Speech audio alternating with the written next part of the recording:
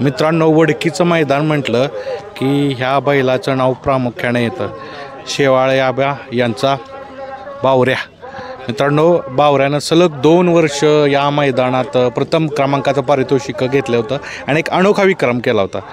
आणि 3रं वर्ष आबा सज्ज आहे म्हणायचं. हो, सज्ज आहे. मधल्या काळामध्ये बावरा थोडासा आजारी होता. एक 4-5 महिने मैदानात नव्हता. आता एक 4-6 मैदान झालं आम्ही काढला बैल पळायला आणि केलं त्याचं चांगलं नियोजन आता. आणि बैल सुराला लागल्यासारखं वाटतो आम्हाला आता.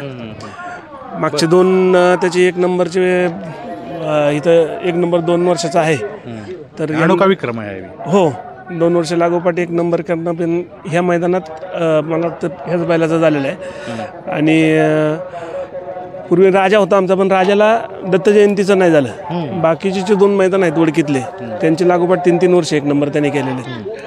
पण तो काळ वेगळा. आत्ता खूप कॉम्पिटिशन आहे. म्हणजे हजार गाडी येते.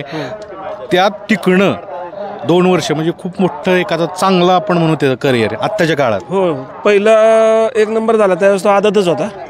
आणि त्यानंतर मागच्या वर्षी 4 दाते असताना तो मैदानात होता. आणि 2 वर्ष म्हणजे एकदम त्यांनी जिकीर करून 1 नंबर केला. आम्हाला तो मान बाल करून दिला त्यांनी. त्याच्याबद्दल आम्ही त्याचे आयुष्यभर ऋणी नाव. काय झालंय नक्की बावऱ्याला?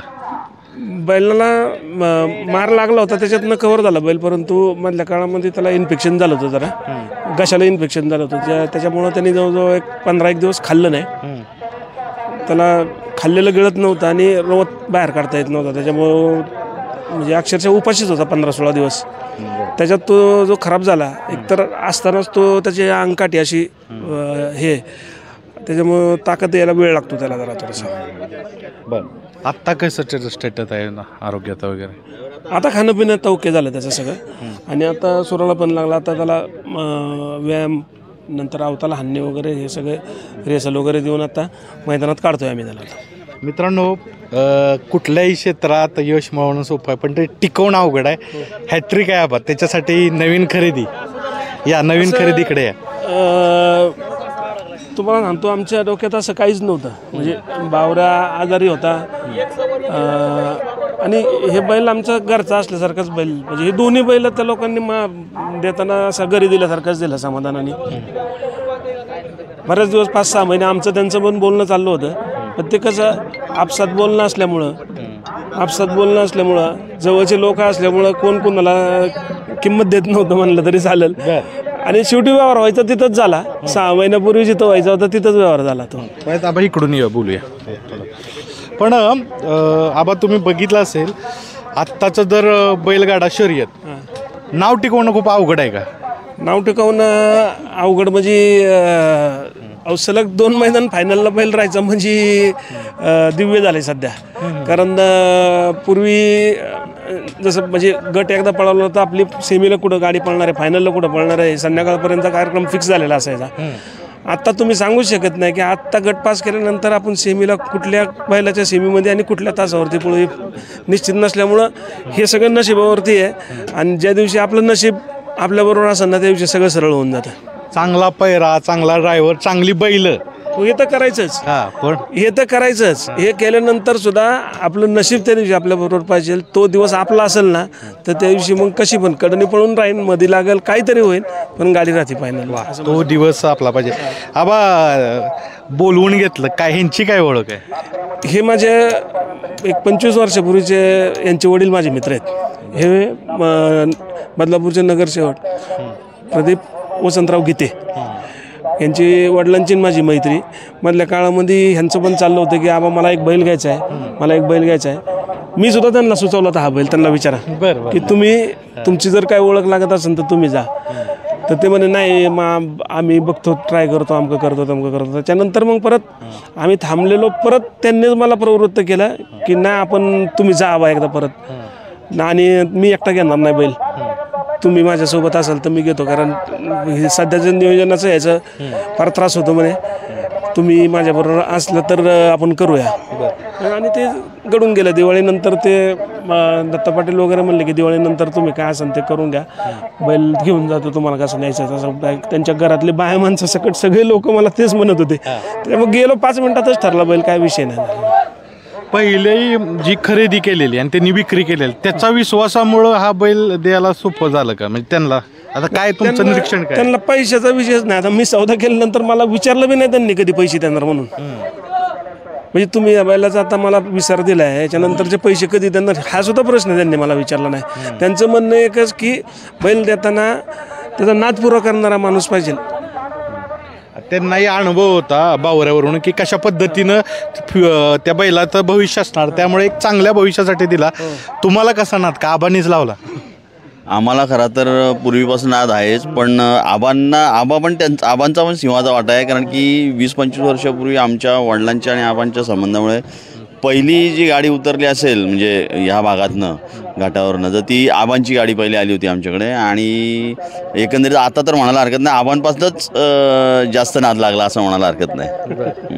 आणि एवढ्या किमतीत बैल घेणं कितीची आबा खरेदी आहे? 51,50,000 रुपये. तर एवढी मोठी खरेदी आणि म्हणजे आता कशा पद्धतीनं मुंबईला वगैरे पळणार का नाही आबा? कसं नियोजन असेल ह्याचं? मुंबईला आता शेटचं आमचं आत्ता तेच बोलणं चाललं होतं तुम्ही यायच्या अगोदर की एक पुशेगावचं मैदान जर झाल्यानंतर एक पुढं वर्षाच्या सुरुवातीला मुंबईमध्ये चांगली मैदानं असतात 1-2-3, तर मग ती करूया. त्या संदर्भात नियोजन काय करायचं आमचं विजू काळ्यांचं आमचं तेच नियोजन चाललं होतं की आपण एका बैलाचं नियोजन करू अजून एका बाबा त्या पद्धतीने गाडी पळल असं. आता आबा एक गमतीदार प्रश्नाने ह्या विचारायला लावलेला, तुम्ही अध्यक्ष आहे, तुम्ही सगळा लढा बघितला, पण पैरे करताल तुम्हाला अडचण येते, ती वायदीची रक्कम असेल ती असेल, रिलेशनचा काय फरक पडतोय का बैलगाड्यात? नाही फरक पडत. आता तुमचं म्हणजे मला तर अनुभव असा येतो की बैल पळत असताना सुद्धा माणसं म्हणजे पैरा करायला आडविडे घेतात. म्हणजे ते आडविडे घेणं म्हणजे त्यांची काय म्हणजे मनात इच्छा असते. काही लोक बोलतात बी बाबा आम्हाला एवढं लांब यायचं, गाडी नाही राहिली मार खाल्ली तर आमचं कसं काय खर्च पाण्याचं. तुम्हाला बोलतात? मला सुद्धा बोलतात. पण 99% आमचा बैल असा म्हणजे लोक देतात बैल, पण काही लोक असं पण बोलणार आहेत की बाबा जर गाडी नाही राहिली फायनल तर कसं काय, आमचा बैल चांगला पळतो आता फायनलचा बैल आहे. हे आम्हाला पण वाक्य वापरतात ना. म्हणजे तो अनुभव बाबा सर्वसामान्य बैलगाडा मालकाला तर येतो पण मला सुद्धा येतो. म्हणजे पद प्रतिष्ठा नाव ह्याचा काही म्हणजे आपण म्हणू त्याचा परिणाम होतो पैरा असं काय नाही. पळणारा बैल पाहिजे आणि पळणारा बैल असन तरी तुमच्या गावचं मैदान असेल की तुम्हाला अडचण जास्त पैऱ्याची, लक्षात घ्या. कसं काय? म्हणजे त्यांना पैरे करायला हे माहिती असतं की ह्याला काही बी करून तिथं गाडी पळवायची, चांगल्या बैलाबरोबर पळवायचे. आणि चांगल्या बैलाबरोबर पळवत असताना हा माणूस थांबणार नाही, आपला बैल घातल्याशिवाय राहणार नाही. त्या पद्धतीने मग थोडंसं डिमांड करतात. आता बघा आजच्या मैदानाला सुद्धा प्रयत्न केला आम्ही 4-5 दिवस, विषय सोडून दिला. आमची गाडी आज पळालेली गाडी ही पळाली होती, त्या दिवशी 1 नंबर केला होता. म्हणलं ठीक आहे आपल्या भागातला बैल आहे, त्यांच्या गावचं मैदान आहे, त्यांना म्हणलं आपण हाणूया. खुल्या मनाने पैरा झाला. कॉकटेल हो, पिंटू शेटचा. हां. पण आबा आता तुम्ही बैलगाडा शर्यत बघताय, मोठी होते म्हणजे जगभरातच गेली, आपण महाराष्ट्रात नको घ्यायला. तर काय वाटतंय म्हणजे भविष्य काय तुमच्या नजरेनं बैलगाडीचं भविष्य काय वाटतंय मला सांगा? अर्थकरण असं होणं अपेक्षित नव्हतं मला. बरं. हे जे अर्थकरण झालं की तुम्ही हां ठीक आहे गरिबाचा खोंड पाळला पाहिजे, तो जास्त पैशाला विकला गेला पाहिजे, मोठ्याने तो पैशाला जास्त पैशाला घेतला पाहिजे, हे अर्थकरण चांगलं आहे समाजासाठी.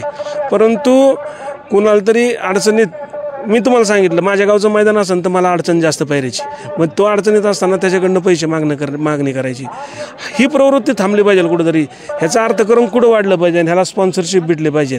स्पॉन्सरशिप भेटून बक्षिसं बाहेरनं चांगल्या कंपन्यांना बाबा शेतीविषयक जो माल उत्पन्न करतात, खाद्य उत्पन्न करणारे, दूध उत्पन्न करणाऱ्या कंपन्या, ह्या लोकांनी प्रायोजक होऊन हे असले जे जत्रा आहेत ह्या हे करायला पाहिजेत, प्रायोजन करायला पाहिजे, त्यांनी प्रायोजक व्हायला पाहिजे.